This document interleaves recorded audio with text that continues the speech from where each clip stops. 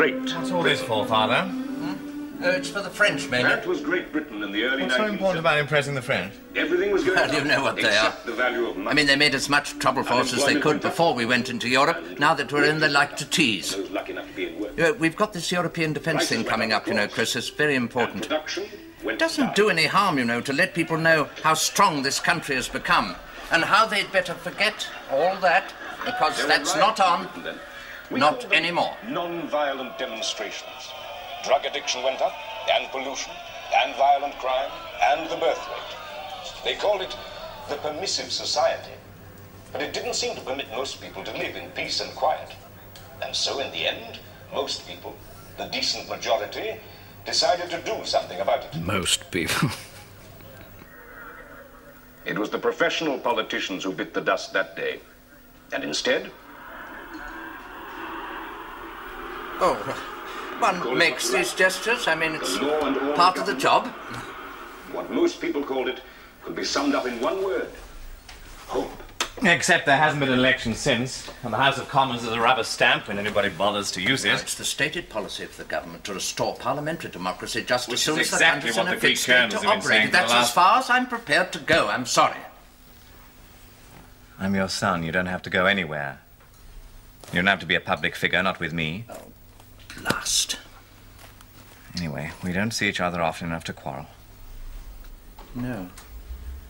Look, have some more of this. Please. Chris, I don't think it's my fault that you You're don't... busy, and I'm footloose. It's better. We don't get on each other's nerves. I'm quite often lonely. Loneliness goes with power, Father. You're a head of state. You're a public person. Oh. And I'm a private one. Better not be too close. He that hath a wife and children hath given hostages to fortune, for they are impediments to great enterprises. Francis Bacon, who had neither wife nor child, and most of whose enterprises were rather shabby, hardly an authority. We don't think alike. I might embarrass you. Supposing I took it into my head to thump one of your precious secret police. We have no secret police. Guardians of the realm. Supposing I got tipsy and thumped a guardian. I won't, of course. Well, I'm grateful that you don't. You know, I was supposed to watch that. Nonsense. Who gives the Prime Minister orders now that there isn't an electorate?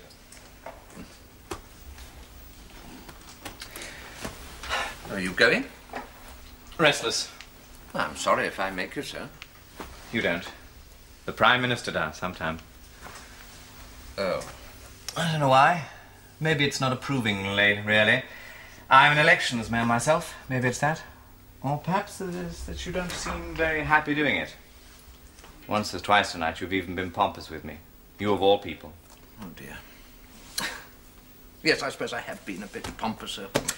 Look, come again. I shall.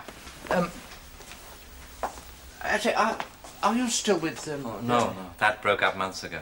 It's not important. After a while, she made me feel more restless than you ever could. I expect restlessness is part of my nature. I shall wander for a bit and then go home. Night walking, like Mr. Gladstone, but without the same purpose. On all channels. During the next week, there'll be a report every evening on the progress of the meeting here in London of the European Community's heads of state to begin the arrangements for an overall defence plan for Western Europe. Great Britain will, of course, be represented by the Prime Minister, Sir Timothy Hobson, France by the President. Norman? Yes, sir, I watched it to the end. The material was familiar, but one can't remind people too often. The intention was to build Hobson up, and I think we succeeded in that. Well, the French are being a little difficult, I gather, sir. We shall be discussing it in Cabinet tomorrow. What does occur to me, sir, is that it really might be simpler in some ways if you yourself... Yes, sir. Yes, I do understand that, sir. No, the President hasn't arrived. In fact, that's rather the point. It's not clear that he will. Yes, sir, as soon as there's something definite. Good night, General.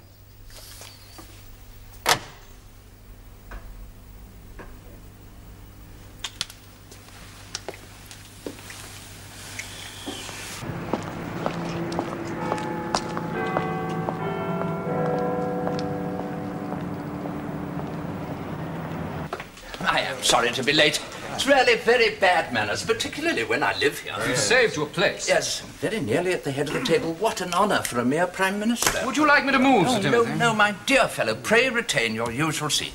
Now then, what have we to consider? You have the agenda, I think, Prime Minister. Yes, I know, but you usually like to tell us what the General thinks about it, and then, of course, we all know what to think, and it all saves trouble. Timmy, my dear, if there is something up, I think you ought to tell us now what it is. I've been seeing myself on television, Jeff, myself and all of us, and I think perhaps it's made me a little bumptious. Certainly has. It will pass. I'm sure it will. Indeed, it has passed already. Now, we are to discuss the French, I take it. The French? Not another little procedural difficulty, Yeah. surely? If you will allow me, Prime Minister, the main subject for your consideration this morning is next week's meeting of the Common Market Heads of State. Not the common market, Mr. Norman. The greater European Economic Community, if you please. They don't want the meeting to be in London, is that it? No, the French have no objection to our paying their hotel bills, Mr. Bullmore. The bases of their objection are twofold. One is unimportant and can easily be rebutted. Foreign Minister, perhaps you would like to explain. Yes, well, since as far as I know, they have only made one objection. To you only one, yes. Ah, yes. Well, as I understand it, the French are worried because England is no longer a democracy. They were quite prepared for us to join the common market, a greater economic community, Tim. Whatever our form of government. But when it comes to a scheme for Western European defence, well, they don't fancy us as full partners because, well, they suggest, we can't rely on our people to follow us. Bloody impertinent. Didn't stop Hitler. Well, Mr. Norman thinks that the objection can easily be answered, which suggests to me that Mr. Norman already has the answer. So that really there's nothing for the Cabinet to do but to... Ratify? Agree with you, quite. Shall we hear it? Well, first, on practical grounds, modern warfare doesn't require a citizens' army. We already have more men under arms than the French or anybody else in the community. You don't suggest it's permanent. What? You don't suggest that the Guardians of the Realm should be a permanent addition to the regular army. Oh, I'm not empowered to make suggestions on that subject. What I do suggest is what is true. As partners in a mutual defence scheme, we have a larger fighting force than any other member government in the greater European economic community. Second, on grounds of precedent. Spain and Greece are also members of the expanded community. Well, hardly equivalent. No, junior partners, if you will, but partners nevertheless. Spain is technically a democracy since Franco's death, although the elections are carefully managed. Greece is in the same situation as ourselves. Yes. Finally, as we have already explained to Monsieur de Bastion, it is the General's publicly stated policy that this country will return to a system of free elections. Correction. I beg your pardon? Correction, Mr. Norman. Surely the General has made no public statement of policy at all. As I understand it, he prefers all public statements of policy to come from this government, from us, Mr. Norman, usually unanimously. I beg your pardon? You understand correctly? I'd just like to get these things clear. Well, that disposes of the first objection. Yes. Well, is it the Cabinet's wish that we should reply to the French in these terms? Yes. I wonder if the General would like you to communicate with the French, Mr. Norman. As Secretary to the Cabinet, your duties are so varied, or should we leave it to the Foreign Minister? The General prefers to leave decisions of this sort to you, Prime Ministers, I think you know. Well, in that case, Henry... By all means. And the second objection. It's more difficult to deal with. As the Cabinet is aware, while the actual details of the defence scheme must be worked out by the community's various defence ministers, the discussions will be inaugurated by the heads of state. Now, some heads of state have already arrived in London, some have not. The President of France has not. And? Says he will not. Why? Because, Bullmore, he says that if it's to be a conference of heads of state, then all heads of state must attend, otherwise the dignity and honour of France, etc., etc., etc. But you will attend it. Surely he can't mean the Queen. Her Majesty is still absent from the realm, and we control the Council of State. Then who? The President says that I am not the head of state, Bullmore, for neither the Prime Minister nor the full Cabinet exercise any real power in this country. He's unimpressed by whatever we may call ourselves. He insists on the man who really exercises power. Well, that is a difficulty, certainly.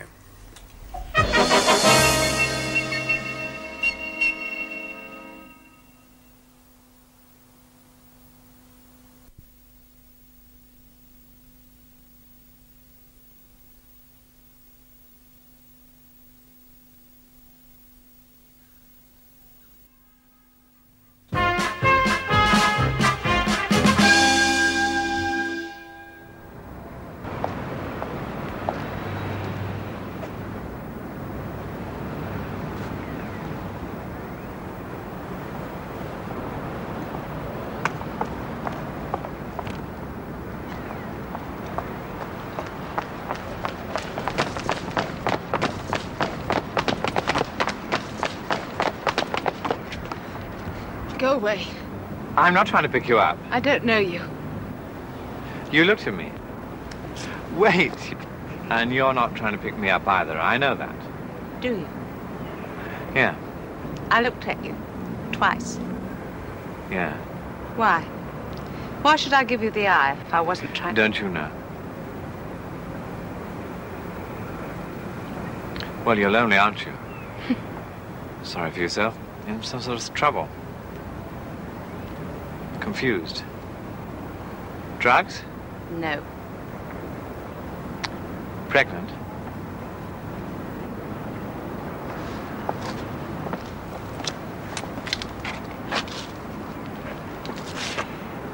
Why did you run after me if you knew I wasn't trying to pick you up?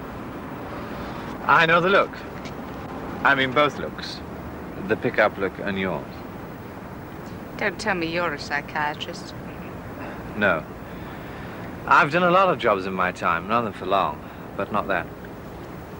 I used to work for shelter and for release before the fuzz. Oh, that's another story.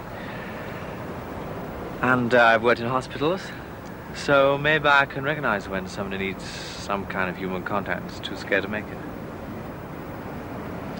Would you have run after me if I'd been middle-aged and ugly and fat, as well as lonely and unhappy? I wish I could believe so. Well, I'm not pregnant. Not anymore.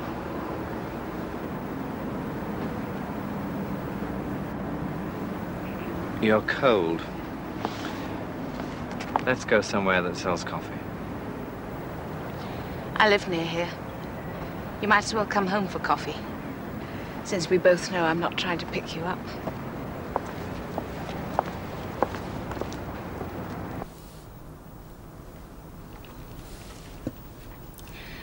I don't go out very much.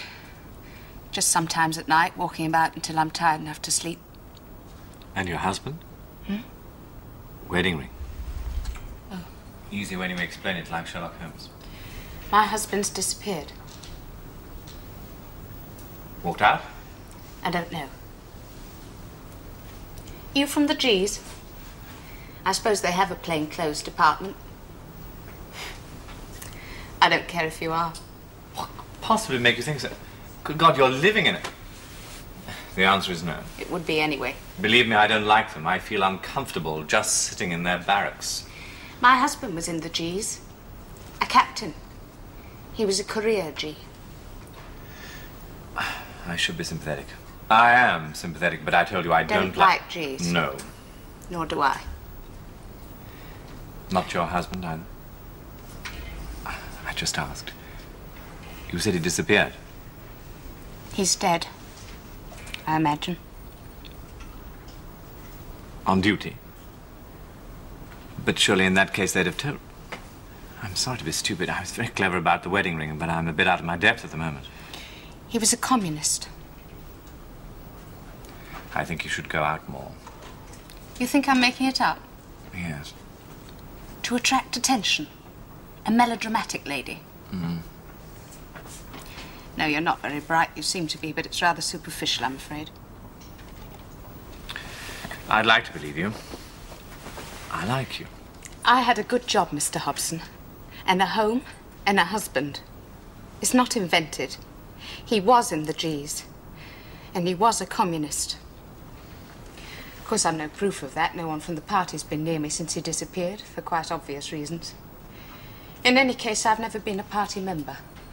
Just an old-fashioned middle-class liberal in love with my husband. Oh. And I was pregnant. And now I'm not. Miscarriage.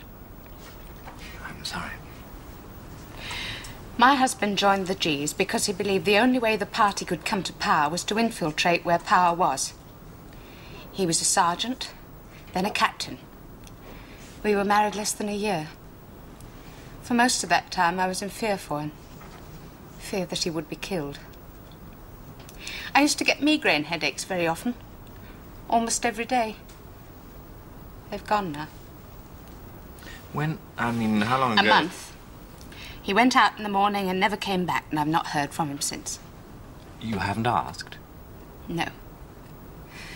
But if he'd been hurt, or even killed, or sent on some special mission as part of his work, wouldn't the G's have told me? I mean, even if they'd told me lies, wouldn't they have told me something? But it's just as if he never existed. But you should have asked. What I did do was stop going to the office. I just waited at home in case I should hear from him. I waited. I never went out. After a while, I got used to not going out. I didn't know how to talk to people. I never did bother much about other people, you see. I didn't need to when Tom was around. Would you like me to try and find out what's happened? How? My name's Hobson, remember? Well, it's a very common name. My father's Prime Minister. Oh. I told you I don't like the G's. I don't think my father's very keen on them either. But England isn't a police state. The Communist Party's illegal, but you're not killed for belonging to it. I mean, even if there'd been some sort of, if you'd been shooting it out. Shot resisting arrest. There's bound to be a record of it. Not bound to be. Claire, not half as many people are shot by the secret police as the Midnight Movie would have us believe. Mon cher Tim, comme c'est gentil de me rendre cette petite visite non officielle. C'est un grand plaisir pour moi, cher Félicien, de vous voir n'importe quand. Ah, merci. On vous a bien soigné ici, j'espère. Oh, merveilleusement. Vous savez, c'est un peu comme chez moi à Claridge's. Puis-je présenter mon collègue, Monsieur Norman? C'est un plaisir et un honneur de faire votre connaissance, Monsieur Norman. I'm afraid I don't speak French. Oh, thank you. Oh, how very surprising. I speak Spanish, German, Russian, little Chinese. A busy man hasn't the time to master every language. I decided to confine myself to the most important. Thank you. Leave the trolley, please. I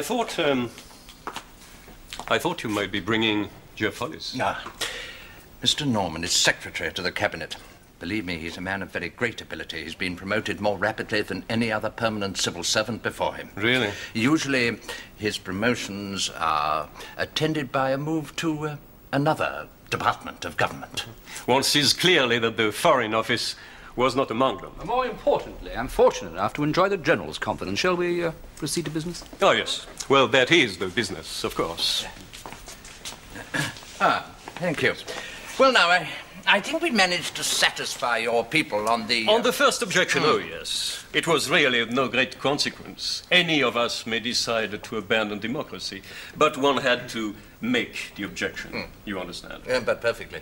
And your second objection, you won't make an issue of that? Good God, no. Oh. Good. Simply, the President of France won't arrive.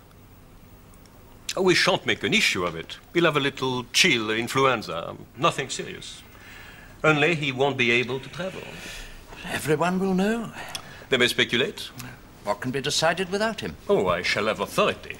I would deal with you most willingly. I admire you greatly as a man and a statesman, you know that.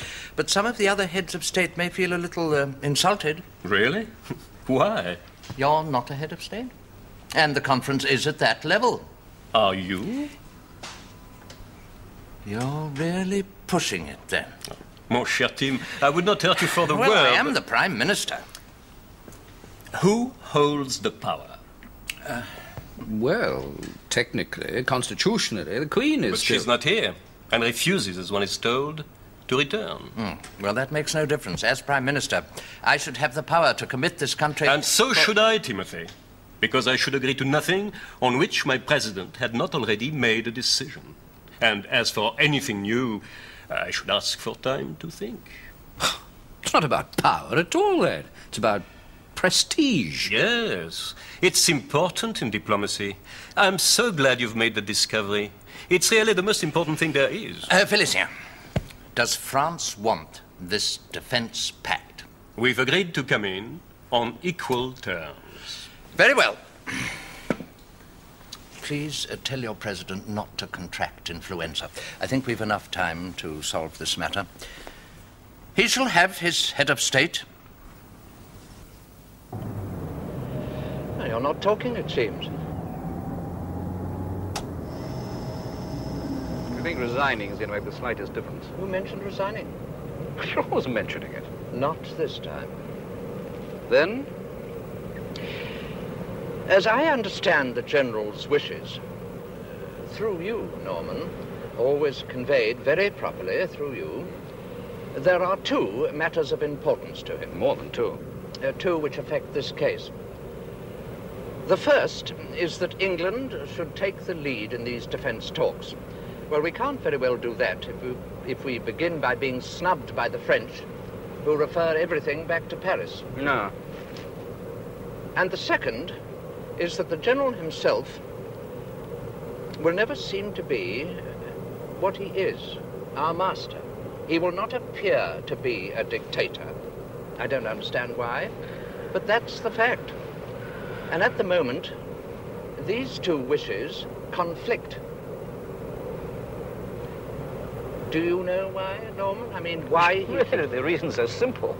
Who is it? Oh, well, if it's simple, no doubt in time I shall understand it. After all, I am a simple man. Meanwhile, you promised. To perform what I can. How? Well, that also is a simple matter, but not one which at this stage you can help, I'm afraid. But, Norman, there is one little matter you can help me about. Now, there's a certain captain in the Guardians. His name is Thomas Weston. If you could tell me... What do you want to know about him?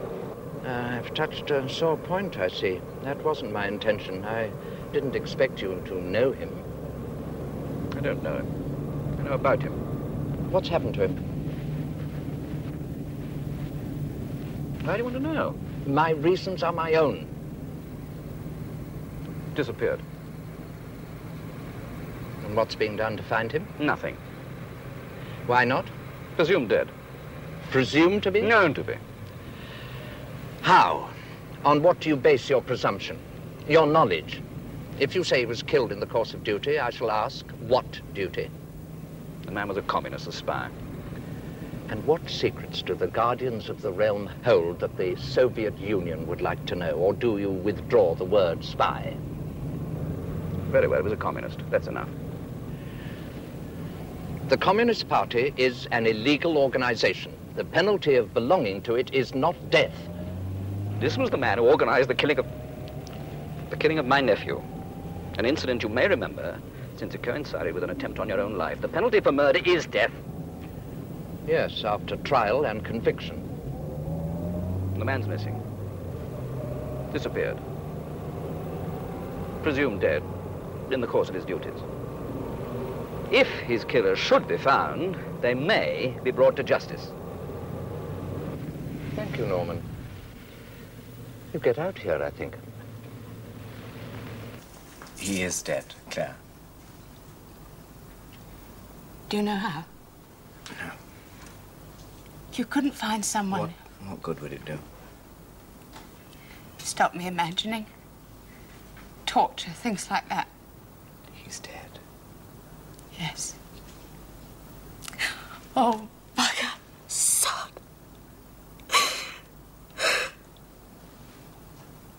What I want to know is why Hobson should be asking questions about him. There's a connection somewhere. Someone's been stirring it up, and I want to know who. You're worried for me. Yes, I suppose I am. I don't know what to think. This isn't my scene at all. Remember I told you that not as many people get shot? As the Midnight Movie would have us believe. Seems you were wrong. My father's Prime Minister. He's a very gentle man. Even in the old days, there must have been some truth in the spy stories. People got killed and nobody knew. Not many people. There needn't be many now. We only know of one. And now my father knows about it, I'm bound to be interested in what he's going to do. Your coffee, Home Secretary. Ah. I am glad you were able to give me a moment before the meeting, though, of course, one never knows how long these things are going to take. What things? We don't get on. We ought to, but we don't. And there's no ought about it. I do my job, you do yours. You don't need to ask me up here just to tell me we don't get on. I know it. What is my job, Bullmore? Well, one of my jobs was to appoint you as Home Secretary, and I didn't do it with any particular relish, as I remember. I suppose in your case the recommendation came from Norman, went to the General, so back to me, but I didn't know you. I knew of you, of course, capable man with a following in industry, but I didn't know you. Now that I do, I don't like you. You know, that's the disadvantage of having no parliamentary experience. One hasn't got time to get to dislike one's colleagues over a long period. It all comes as rather a shock. Pity, don't you think? I don't know what you're talking about. Parliament's a dead duck. We're the government. We were elected, Bullmore. Oh, well, I know it was a little stage managed, but people did vote. They wanted us. At least the country wanted me, and, where was it? Beckenham wanted you. You know, we couldn't have done the things that we have done unless we'd begun with a thumping majority in the House of Commons, so don't despise it. Come to the point, Hobson, if you're capable of it. I want you to resign. What? You know, in the old days, a Prime Minister didn't really choose his cabinet. There were certain people he had to have, even though he disliked them, because they'd make more trouble outside the cabinet than in. But as you rightly say, Parliament's a dead duck. The unions are dead ducks. Political parties are dead ducks. So there's really nowhere for you to make trouble. I don't see why I should put up with you. You're off your chump. Stark staring. Oh, not staring, surely not staring. Bloody bonkers. What makes you think I'd resign at your asking? Because if not, I'll dismiss you. As Prime Minister, I have that power. Well, now, I expect you'd like to go and clear up your desk at the Home Office. And I have a cabinet meeting in 5 minutes, so if you'll excuse me. Does Norman know? Not yet, but he will.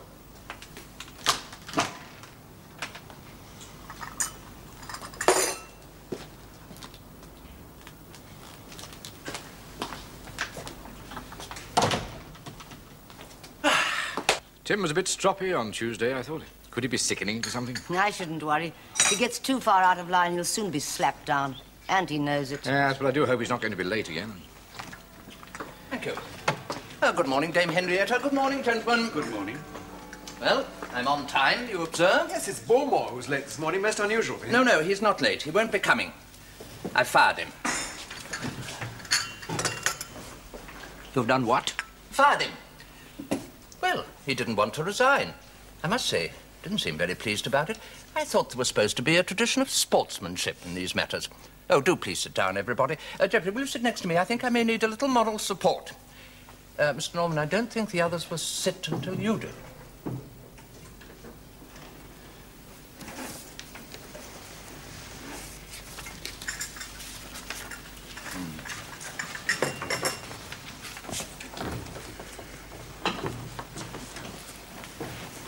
Well, now, this morning's meeting will be very brief. I've scrapped the original agenda and substituted one with only one item. You may take notes, Mr. Norman, as Secretary to the Cabinet.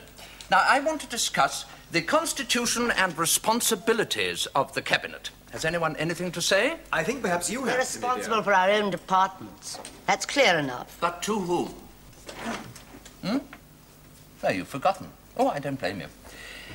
Now, once upon a time, 10 years ago, you would have been responsible to Parliament, and a lot of your work would have been done there. Answering questions, justifying mistakes, explaining policies, introducing new laws, and you would have represented your departments here in Cabinet as you do now, and you would have had little battles among yourselves, chiefly about money, and I would have watched over you all and occasionally reshuffled you. But now, you're really administrators, like permanent civil servants, only on a grander scale. But with this big difference, you're not permanent. All your responsibilities, if you will think about it, are to me. A Prime Minister can appoint his ministers and he can dismiss them. Like that. Any comments? Mr. Norman, one of your duties is to advise us on constitutional matters, should we need advice. A duty which has perhaps been a little neglected recently. Now, is my outline of the constitutional position correct? It is correct. Is there anyone else to whom ministers are responsible? The sovereign. Who is not with us. And in any case, direct access to the sovereign is my right. Is there anyone else who constitutes... No other person constitutionally. Any of your ministers who wish to resign would have the right to address Parliament on the reasons. Well, I should be happy to reconvene both houses for that purpose. Does anyone want to resign? Later, perhaps. Well, now, I'd like you all to go away, think over what I've said, and we'll meet again this afternoon and discuss the original agenda. Thank you all very much. Mr. Norman, you will please to remain.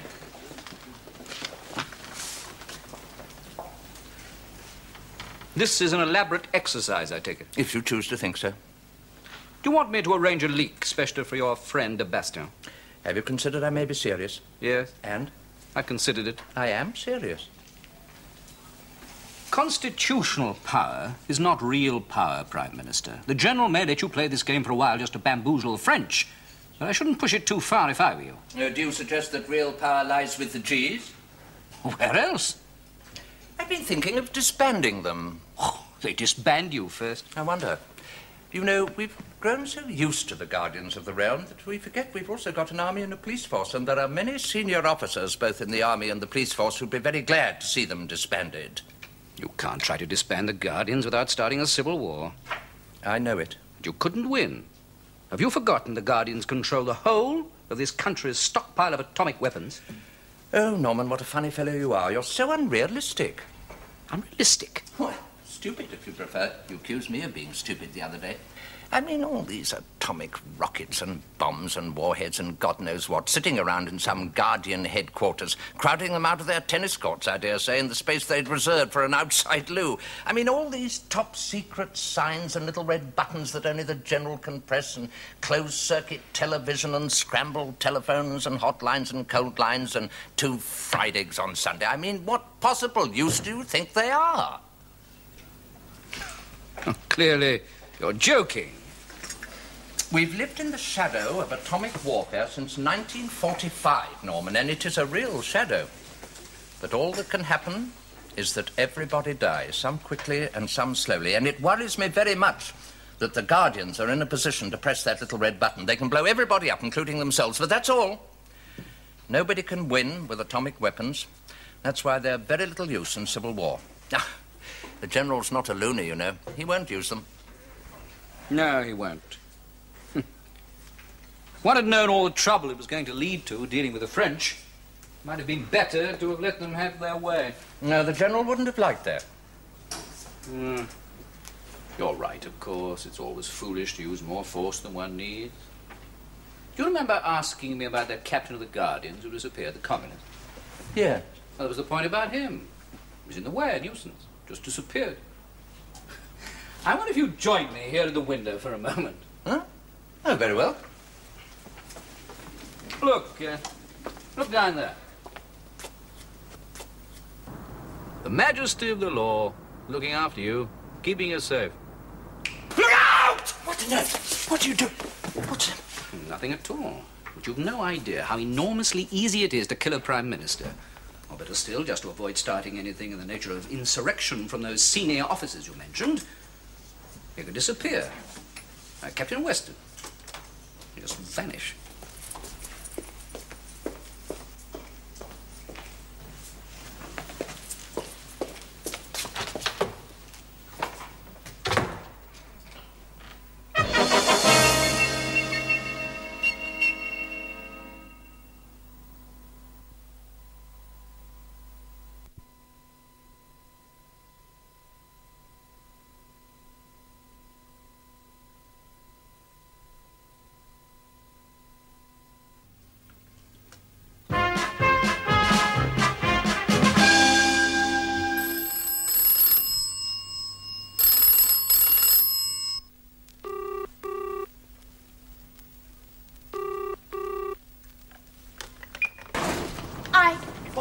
Devil.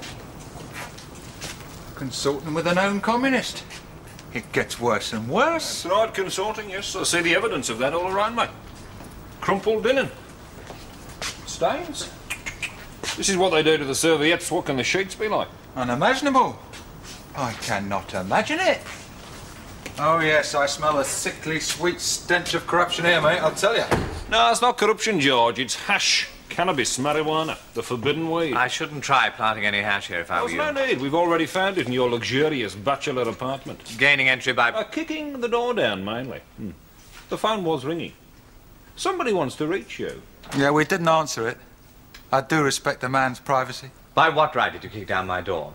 Well, we have a warrant to enter and search when we suspect the possession of illegal drugs. You have? I thought the police... The jurisdictions overlap.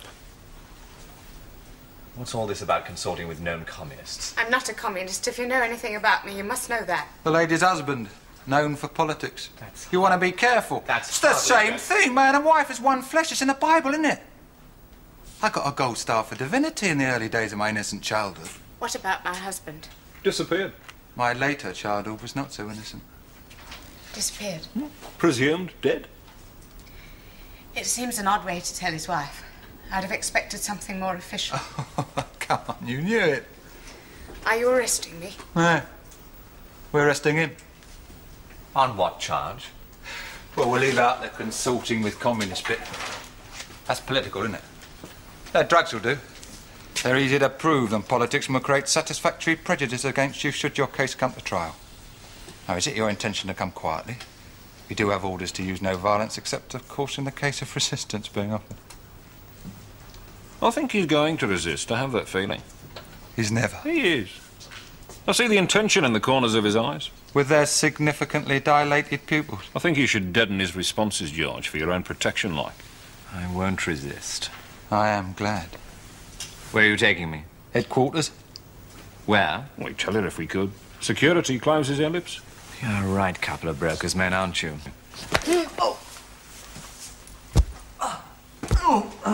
I shouldn't have resisted.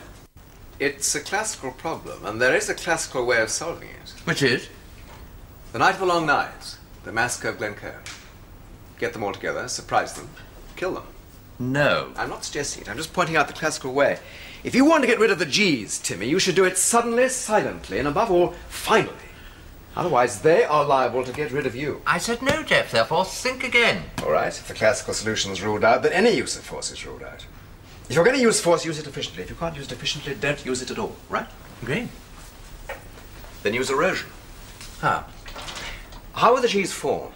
No, don't answer that. That's a rhetorical question. Some were seconded from the army, a few from the police. The rest were recruited. Some because the pay was good, some because the job was interesting. Some from those private security firms which we had to disband when we wanted to coordinate the war on crime. What we have to do is to reverse the process. Those from the army and the police can go back to the units they came from. We're on top of the crime wave now. The figures are going down every month.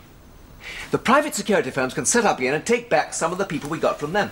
We can put up the police pay to match the G's pay and start a police recruiting drive. Then, of course, it would be silly to go on recruiting G's when we need police recruits so badly. So... How long? 3 years?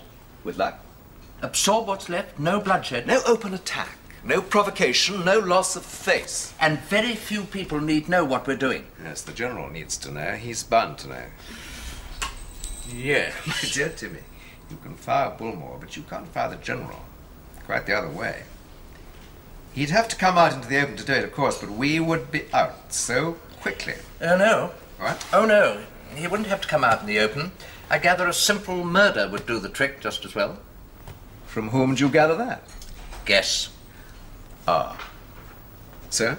Well, this must be tried. Now, I want you to prepare a plan on the lines you've told me. Don't discuss it with your staff. Don't discuss it with anyone at all. Right. Jeff, why do you think the General won't operate in the open? And do you know, I asked Norman that the other day. He said I was stupid not to know the answer. Well, this isn't France, you know. We've only had one military dictatorship in this country back in the 17th century. Oliver Cromwell. Yes, it wasn't popular and it wasn't successful. Do you remember back in 1970, one of the posh Sundays ran an opinion poll? Who would you like as president?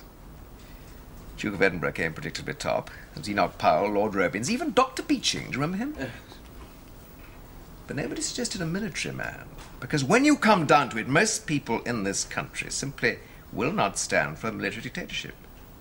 But you and me, we're civilians. You've got a family business, I was a professor, we could even go back to those jobs. We're not a democratic government, not anymore, but we look as if we might be, and that's reassuring. That's why he might find it difficult to turn us out. Though, of course, if there's talk of murder, he won't have to. Excuse me.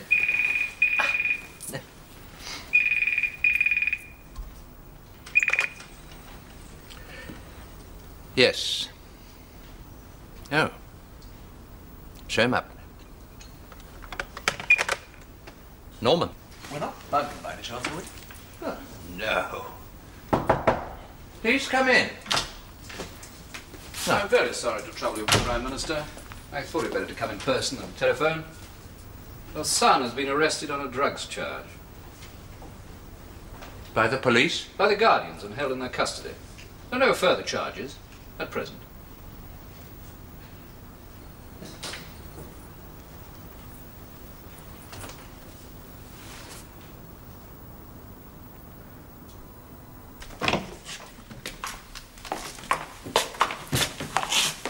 I wanted you kept out of this. Well, you see, I'm not. All right, Sergeant. No, sir.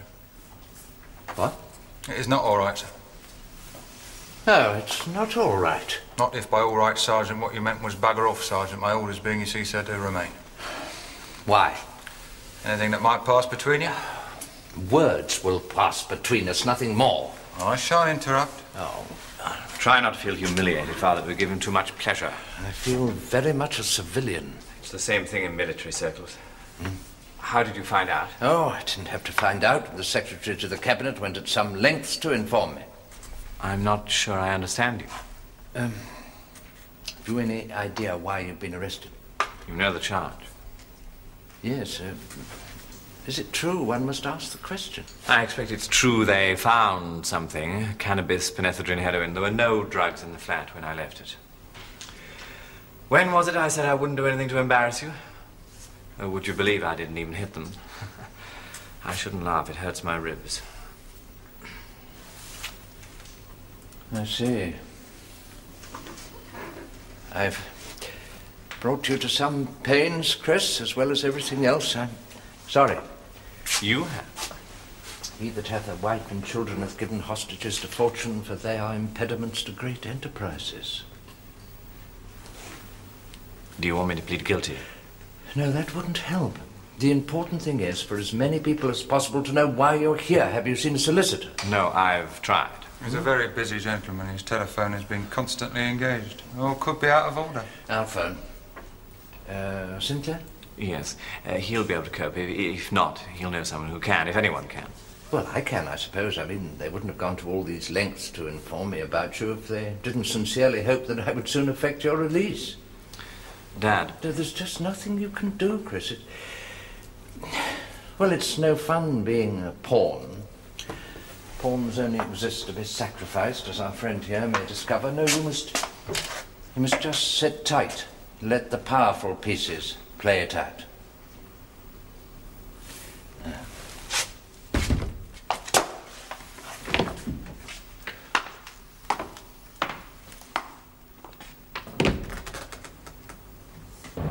First installment.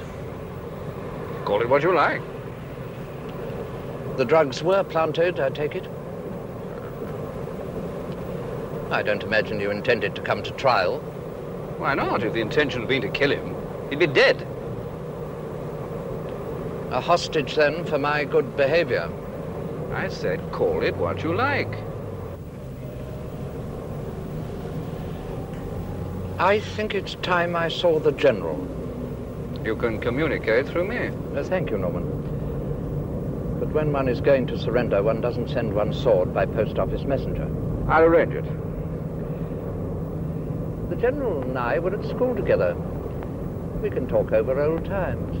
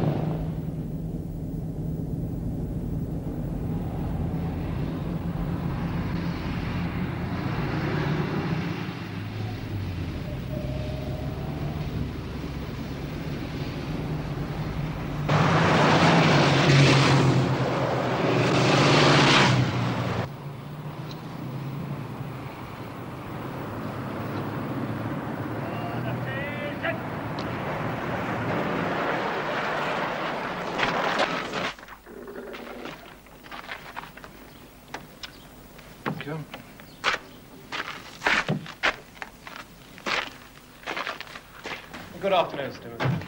I'm expected, I think. Yes.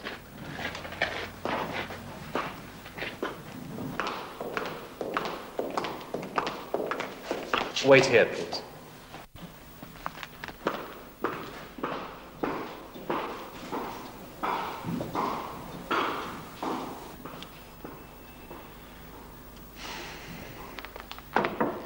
Come in.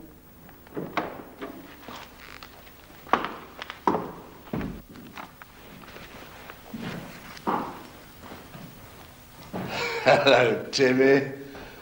Hello, Rog.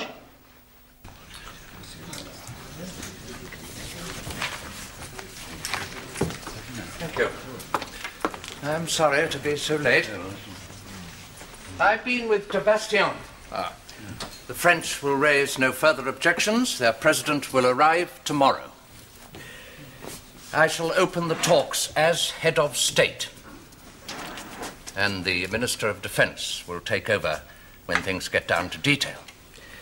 Geoffrey, I had hoped to see you in private before this meeting. I've decided to relieve you of your post as Minister of Defense. Well, at least Bullmore wasn't sacked in public. My dear Geoffrey, I'm not sacking you. I want you to take over the Home Office. Now, your new colleague will be known to some of you, I think. Come in, General, come in.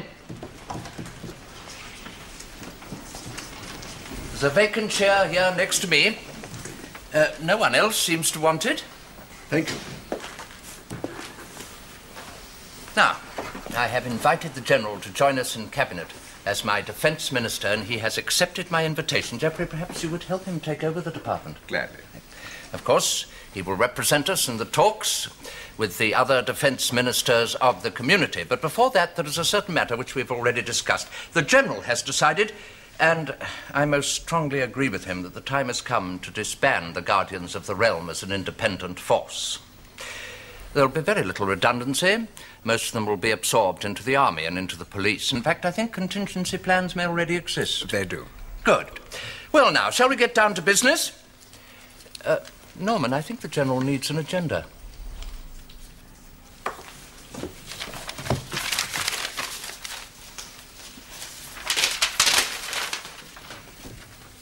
You know, the trouble with you is, Norman, you find it hard to believe that people can really mean what they say. Do you want me to resign, or will you move me? Now, the General always said that he didn't want to run the country, he just wanted to be sure that it was run decently, to use his own description. Now, we just thought that was a cover for concealed dictatorship. Well, it was easy to think that since he held the power. It was wiser. But you drove me to the point where mere wisdom wouldn't help. So I decided to find out if the General really meant what he said. I asked you, do you want me to resign? Now, what do you want? Well, I'm interested in efficiency. But so am I. I'm not a Democrat. You don't surprise me. But it's always been the General's policy that we should return to a system of free elections. Yes, that was the General's policy. But it's not mine. I don't follow you. Norman, you believe in efficient government, I believe in good government. That is government for the good of the people. So I believe in compassion, in fairness, in justice. Everything that used to be called the welfare state, I believe in it. That people should have a right to work, a right to play, a right to a decent life, a right to education, and help for the old and the sick. What I do not believe in is that most people know what is good for them. Most people left to themselves get into a right bloody mess. A sort of group suicide. That's what democracy is, you know. And I've no use for that at all. Oh. So, what do you want? Swallow my pride and stay on. I'm glad. I can use an efficient man. Here, what are those things? Curiously strong peppermints. No, thank you. Why? Well, I'm afraid sometimes my breath may smell. And your son? 2 weeks in prison on remand won't really hurt him, you know. Besides, I want to know what goes on inside prisons since the Home Office reforms. You know, now that I'm really doing the job I was called on to do, there's a great deal I've got to find out. Very well. Oh, Norman. About your breath. I never noticed.